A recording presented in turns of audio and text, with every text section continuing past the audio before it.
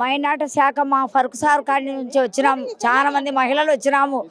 Sir మమ్మల్ని అందరిని మహిళలని మంచి గుర్తింపుదా మాకు సీనియారిటీ ఉంది. మాకు సీనియారిటీ వాళ్ళని బాగా చూసుకో.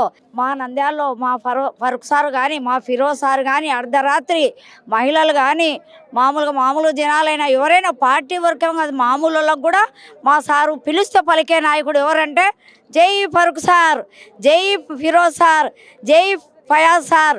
సార్ ఇంకొకటి మాట ఏమనుకోవద్దండి, ఇంకొక మాట మాట్లాడుతున్నా. మేము ఉద్యమం లేపినామంటే మహిళలం దద్దరిల్లాల. జై మహానాడు భద్రంగా జరిగింది. సంతోషంతో పోదాం. సార్ను సాయంకాలం కలుస్తాం. మేము సార్ను కలిసేంత వరకు అన్నంలే నీళ్ళులే. మా మహానాడు కావాలా.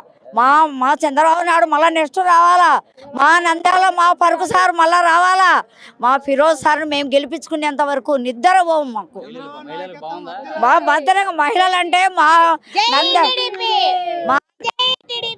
మా నంద్యాలలో మహిళలు కానీ ఎవరైనా సరే పార్టీ నాయకులు కానీ మామూలు నాయకులు బిచ్చగాడైనా సరే మా ఫరూక్ సార్ దగ్గర పిలుచుకొని వాళ్ళను ఓదారించి వాళ్ళకి ఏ సమస్యలు ఉన్నాయో వాళ్ళని విచారించే నాయకుడు ఎవరంటే మా ఫరూక్ సార్.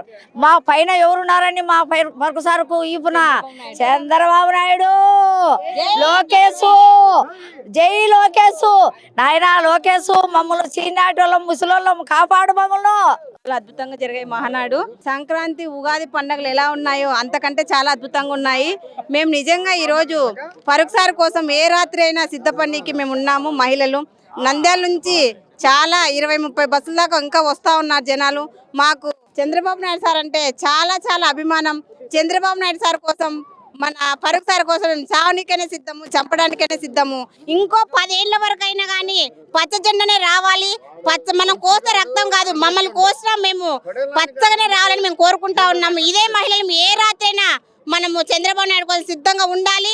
మనం ఎంతో బాగుపడతాం, మన కుటుంబాలు బాగుపడతాయి, మన పిల్లల భవిష్యత్తు బాగుంటుంది. ఈ జగన్ గారిని గెలిపించినామంటే మన చెప్పులతో కొట్టుకోవాలి. అసలు వాడిని ఇక్కడ లేకుండా చెయ్యాలి.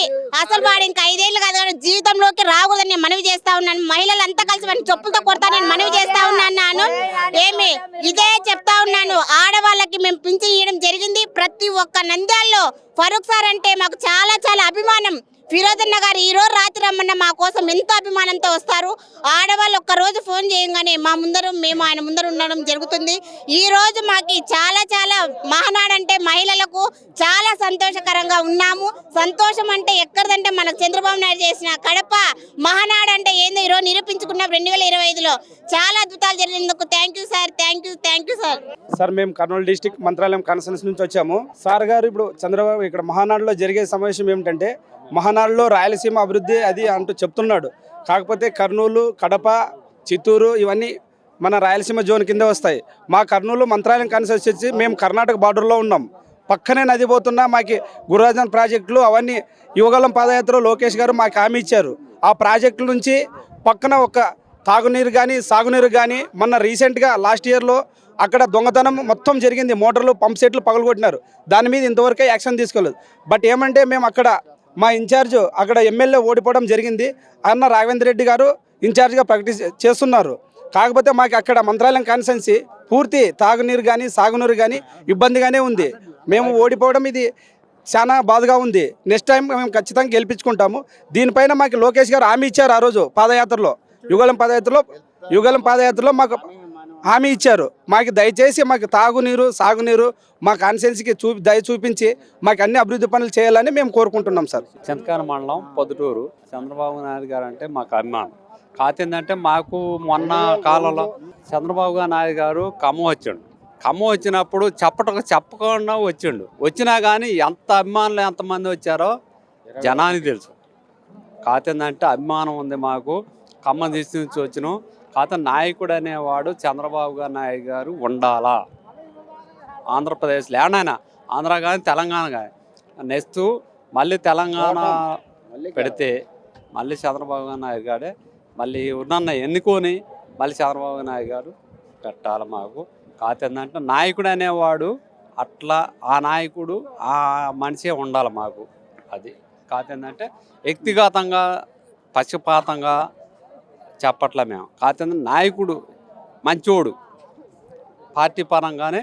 కాకపోతే అన్నగారు అనేది పార్టీ నిలబెట్టిండు.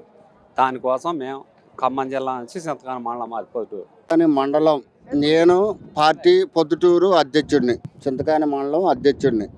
మా బావ సెక్రటరీ మొన్న ఎన్నుకున్నాం. టీడీపీ తెలంగాణ నుంచి కూడా నేను చెప్పేది ఇప్పుడు తెలంగాణ నుంచి. తెలంగాణలో మనకి పోయిన సంవత్సరం 2018లో అసరాపేట సత్తుపల్లి గెలిచినాం. వాళ్ళు మోహన్ చేశారు. నామా నాగేశ్వరరావు మన పార్టీ నుంచే 15 ఏళ్ళతోటి ఓడిపోయిన వాడు. కొద్దిగా తేడాలో పార్టీ మారారు. ఖమ్మం జిల్లా ఎప్పుడు కంచుకోట తెలుగుదేశం. ఇప్పుడు కూడా ఖమ్మం జిల్లా ఏంటంటే కృష్ణా జిల్లాకి దగ్గర 13 కిలోమీటర్లు. చంద్రబాబు గారు 2001లో ఖమ్మం వచ్చాడు, మా ఊరు వచ్చిండు పొద్దుటూరు. 250 ఇల్లు ఇచ్చిండు. నేను పోయిన సంవత్సరం కలిసా సార్ని. మళ్ళీ సార్ కాడికి పోతా.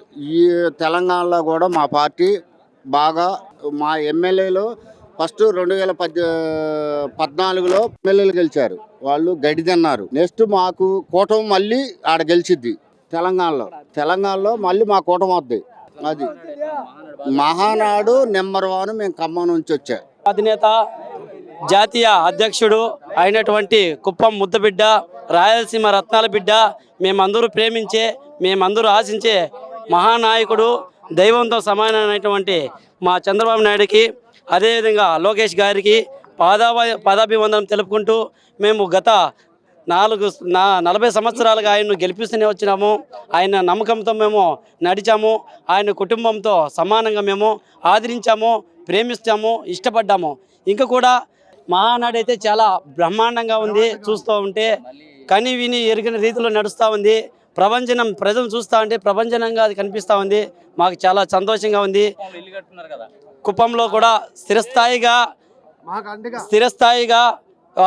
వ్యతిరేకత వైఎస్ఆర్ పార్టీ వాళ్ళు ఏదైతే విరివిగినారో అదే దృఢ సంకల్పంతో కుప్పం శాంతిపురంలో శివపురంలో అనే గ్రామంలో ఆయన సొంత నిర్మాణాన్ని ఇల్లుతో నిర్మించి గత 3-4 రోజుల తర్వాత నిర్మించి గృహప్రవేశం కూడా జరిపించి అక్కడ ఉన్నటువంటి ప్రజలు కూడా మంచి భోజన సదుపాయాలు కల్పించాడు.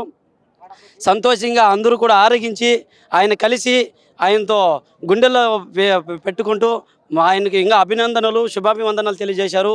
మేము ఇక ఎప్పుడు కానీ ఇంకా మా తరం కానీ గడిచినా ఎప్పుడైనా స్థిరస్థాయిగా టీడీపీ కంచుకోటగా మారబోతుంది.